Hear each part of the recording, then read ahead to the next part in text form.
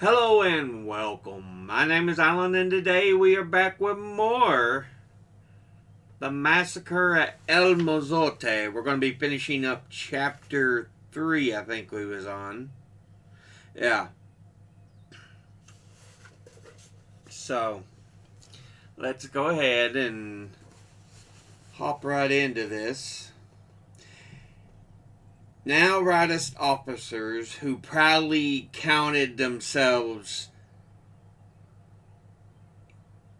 heirs of Martinez determined to root out this new leftist infection with equal thoroughness, drawing on money from wealthy businessmen who had moved to Miami to avoid kidnapping or assassination, and benefiting from the theoretical guidance of ideological compatriots in neighboring Guatemala. The officers organized and unleashed an efficient campaign of terror in the cities, a campaign that intensified dramatically after the progressive coup in October of 1979. By the end of the year, monthly estimates of the dead ranged as high as 800.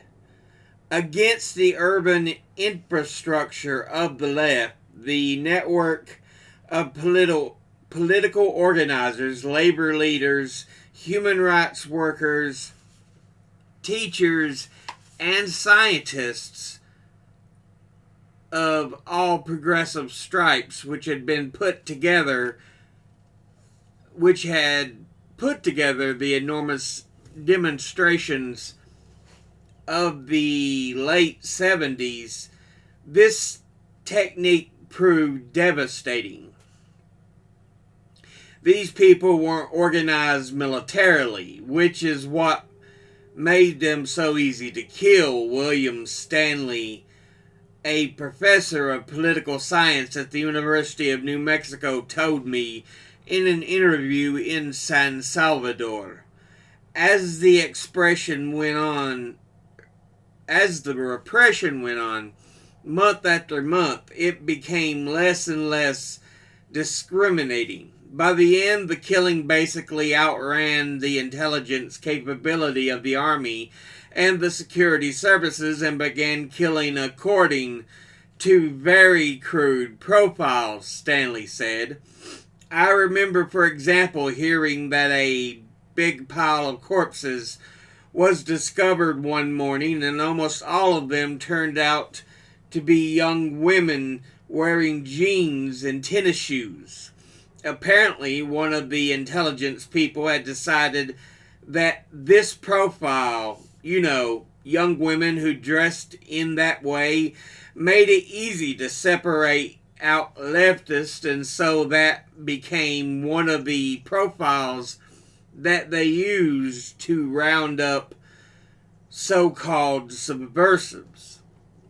With some exceptions, intelligence officers in the various security services and in the Army brigades organized the death squads, recruiting National Guardsmen, Treasury Police, and regular soldiers who were interested in moonlighting for extra money and supplying them with lists of names of people who were to be picked up and brought back for interrogation and torture.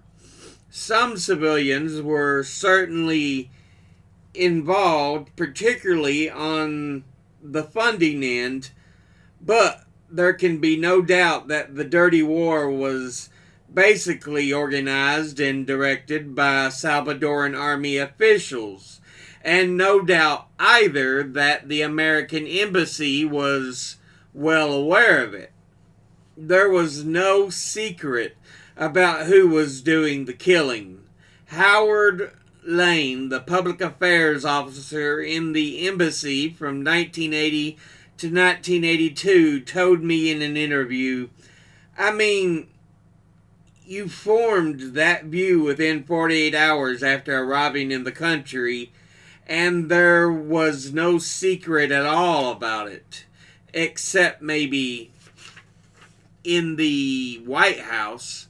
In public, the fiction was resolutely maintained that the identity of the killers was a mystery, that the corpses were the work of rightist vigilantes.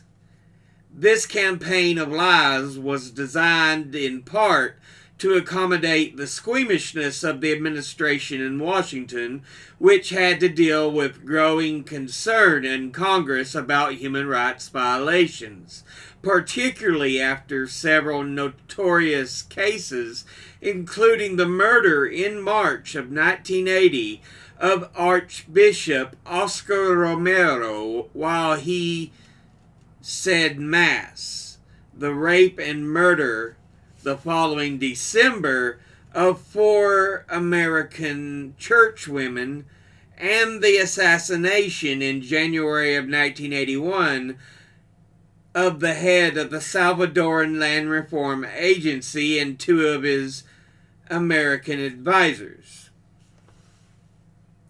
On the evening of December the 1st, 1981, Santiago, the director of Radio Venceremos, after learning from Jonas, the commandante, about the coming operation, set out on foot from the guerrilla base at La Guacamaya, 4 miles south of El Mozote. As darkness fell, Santiago hiked east over the foothills and through the gullies, crossed the Rio Sapo, and climbed down into a heavily forested ravine in El Zapotal. Here, dug into the rock niche half a dozen feet underground, was the studio of Radio Venceremos, which consisted of a small transmitter, an unwieldy gasoline generator, assorted tape recorders, microphones, and other paraphernalia, and a flexible antenna that snaked its way up through a forest of brush. Santiago gathered his handful of young staff members, and soon news of the coming operation was broadcast throughout the zone. Back in La Guacamaya, in a rough encampment in the open air, perhaps 200 young men and women, outfitted in a motley combination of peasant clothing and camouflage garb, the latter was having mostly captured or stolen or purchased from the Salvadoran army, was making preparations. Some cleaned their weapons, mostly old M18s and Mausers, along with a few captured German G38 and American M16s. Many of the women bent over smooth flat stones, grinding corn, making the meal that would serve as the company's fuel during the days ahead. For confronted with the arrival of thousands of troops, the guerrillas of the ERP were preparing not to fight, but to flee. Mobility and quickness had always been central to the guerrillas' strength, along with their familiarity with the mountain terrain. Like El Salvador's other radical groups, the People's Revolutionary Army had been the brainchild of young urban intellectuals who had founded the organization in Mexico City in 1972, funded it during the mid-70s largely by robbing banks and by seizing and ransoming wealthy businessmen, and battled among themselves for the leadership, using high-toned abstract arguments of the left, which more than once deteriorated into violent schisms. The most notorious of these conflicts came in 1974 when Villalobos and other ERP leaders charged that one of their number, the celebrated poet Roque Dalton, was a counter-revolutionary and a CIA agent, and after a perfunctory trial, executed him. In the northern mountains, the guerrilla movement took root somewhat later. The revolutionary process started in the Morazan around 1977 or 78, with the conscious raising of Christian-based communities led by radical priests, said Lico, the rebel commander, whose parents were campesinos living on the other side of the Black Road from El Mozote. We young people would get together and read the Bible and apply it to our own situation, and gradually we became more politically aware. When the young men came of age, the guerrilla leaders often urged them to join the army. They had urged Lico to do so in order to receive military training and gain first-hand knowledge of the enemy while providing useful intelligence until they could return to their home provinces and take up arms. This widespread infiltration of their ranks soon engendered near panic among many Salvadoran officers. In a lengthy confidential cable to the State Department in early 1980, U.S. Ambassador Frank Devine noted the officers' fears that the new recruits may include elements of leftist organizations whose purpose is to infiltrate the rank and file and ultimately to destroy the military from within.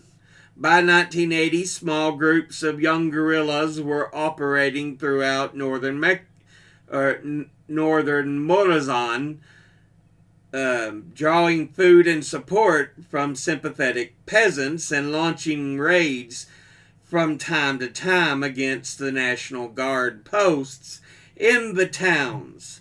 They would attack suddenly, kill a few guardsmen, and capture their weapons, then fade back into the bush.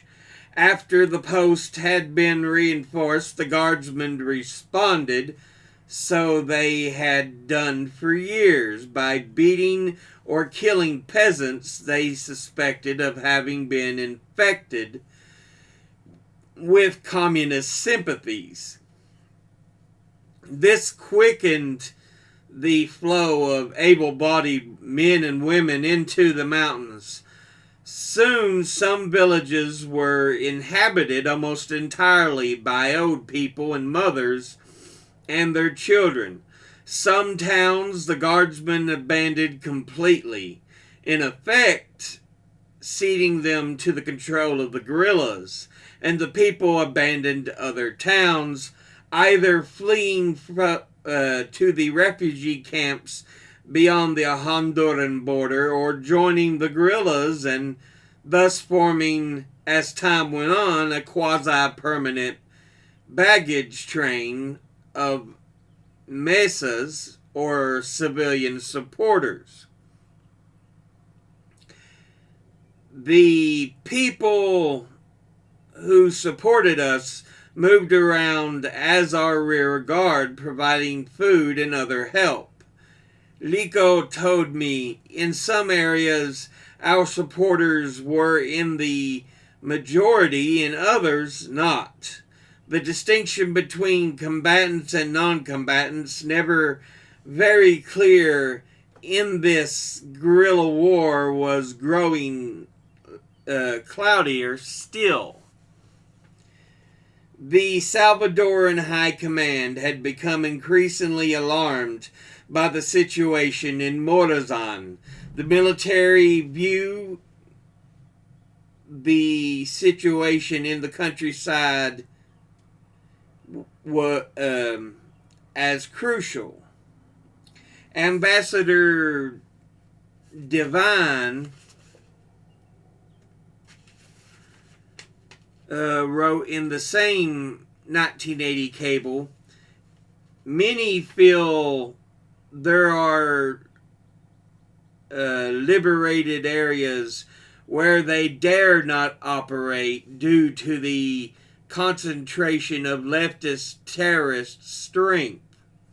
When they pleased, the guerrillas would concentrate their forces, attack the towns, and rout the isolated posts, holding them until government reinforcements arrived.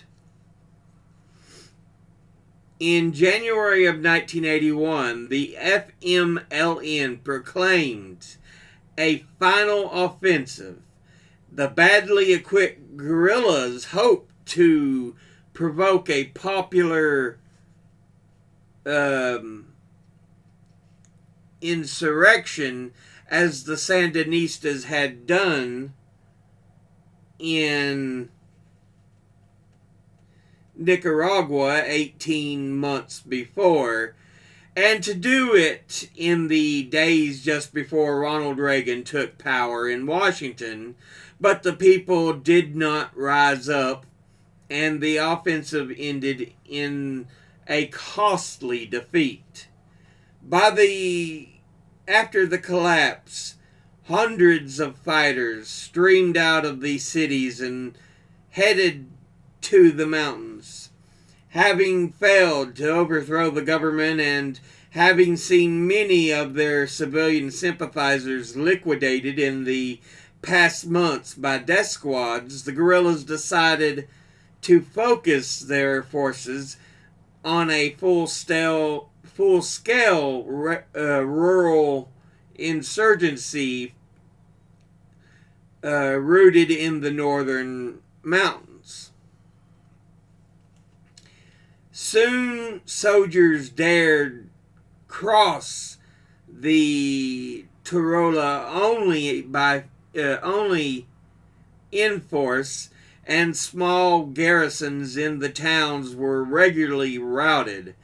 By November, General Fred F.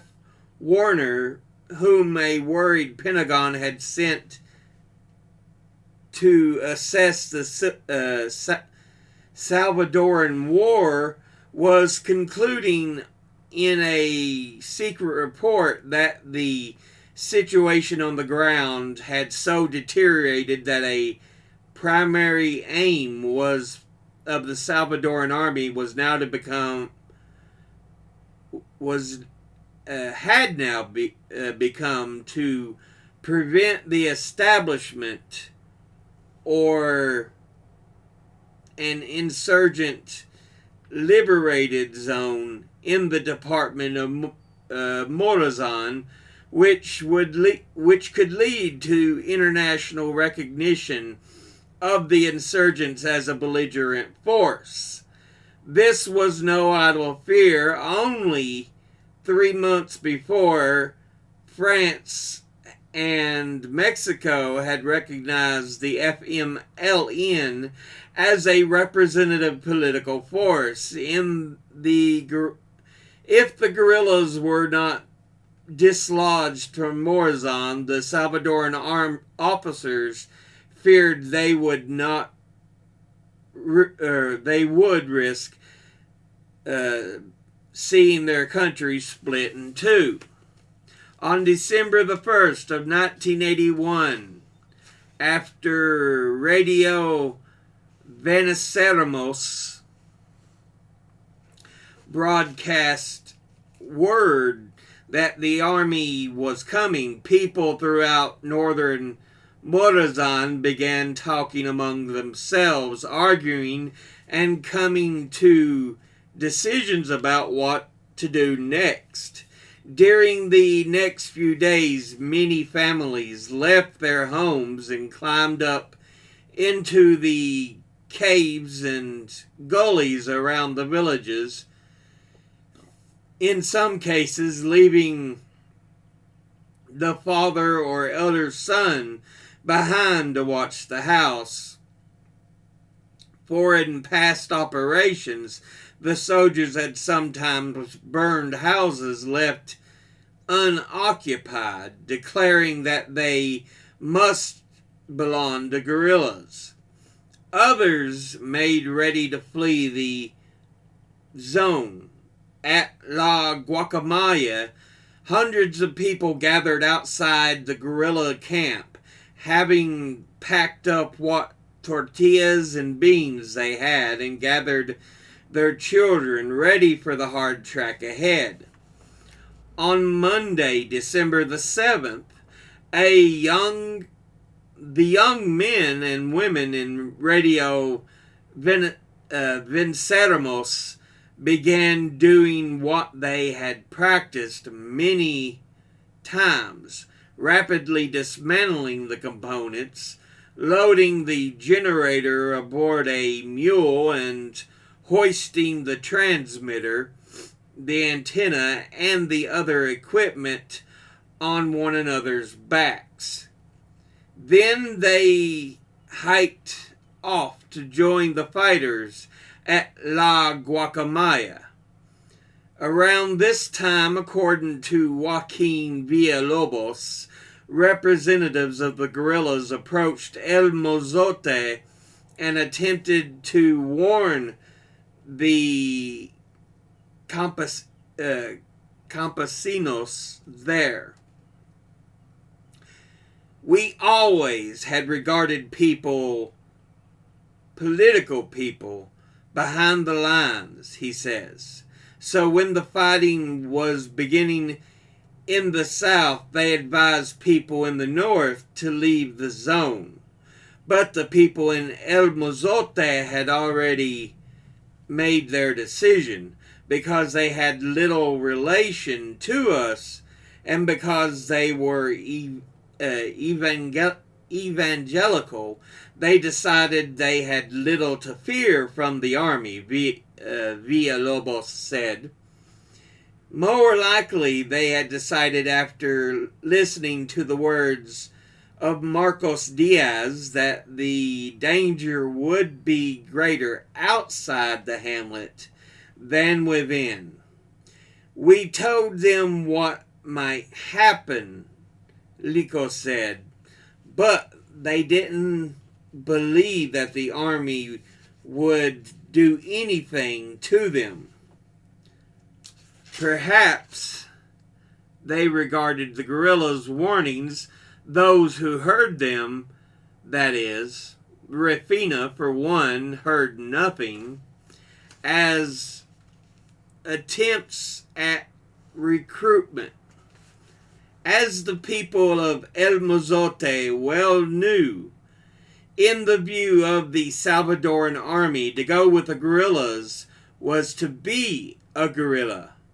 By Tuesday morning, December the 8th, even as a few even a few miles to the north, the last groups of peasants were straggling into El Mozote, dumping their belongings wherever they could find space in the overcrowded hamlet. The guerrillas at La Guacamaya could hear the sounds of battle and of mortars and small arms fire coming. It seemed from all directions.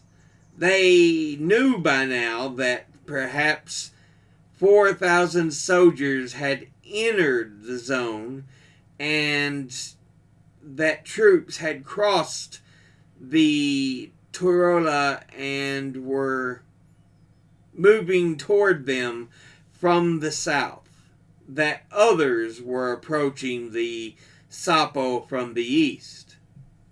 The only way clear had seemed to be to the north, toward the Honduran border, but even as Radio Vinqueremos announcers were putting out their last broadcast, urging the people of the zone to join the guerrilla columns, the guerrillas heard the helicopters approach and saw them as overhead carrying the troops of Domingo Monterosa's Aducatl battalion northward to the mountain town of Perkin. But yeah, that ends chapter 3, which will take us to chapter 4 for the next episode. But yeah,